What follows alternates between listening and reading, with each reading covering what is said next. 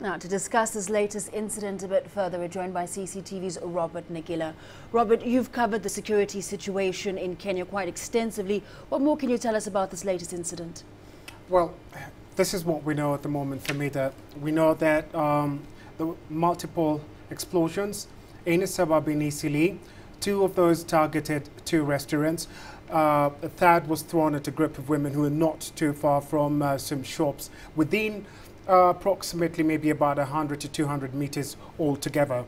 Now, the first thing that we notice is there appears to be a shift from the tactics that were being used in the last couple of years where grenades were being thrown. We're now seeing IEDs coming into play here. So this shows an escalation in attacks, especially if you take into account the car bomb attack that was foiled in Mombasa 2 weeks ago.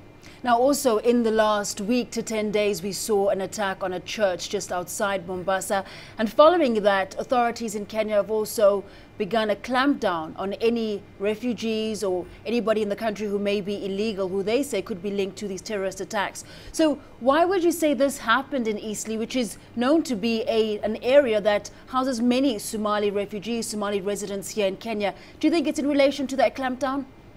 I wouldn't necessarily put it that way. There are some people who think, but we still need a little more evidence to see whether that is the case. However, authorities are looking into, or rather investigating, the possibility yesterday's attack was linked to Sunday's explosion, where a bomb maker still again in Eastleigh, making a bomb that went off before it was ready and killed himself in the process. So authorities are looking at the possibility that the two are linked. Now, they believe immediately after the car bomb attack in Mombasa was foiled, and they have been saying this for quite a few days, that they believe there's a terror cell still operating that they were looking for. Now, some indications are pointing that this may be, and we're trying to be very careful with this, that this may be the terror cell that authorities have been talking about.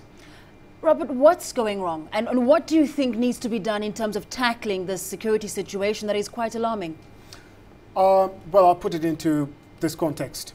They have to fight terror within the law, as opposed to the way they were doing it before, which was very successful, by the way. However, it was not done within the law itself. We did see a lot of extrajudicial killings at some point in the last 6-7 years. But now, with the new constitution in place, they have to fight it within the law. So what they have to do is basically build capacity.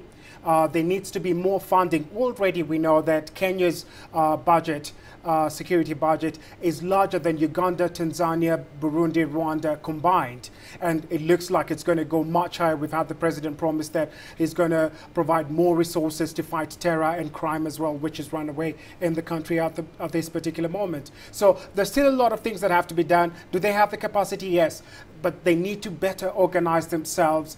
We saw the fiasco that was Westgate and the incriminations that came as a result of it. Can they do it? Yes. However, they still need funding, which is very important, equipment and training. All right, Robert, thanks very much for your insights this morning. Robert Nagila there, following a bomb blast or a series of blasts in the Nairobi suburb of Eastleigh.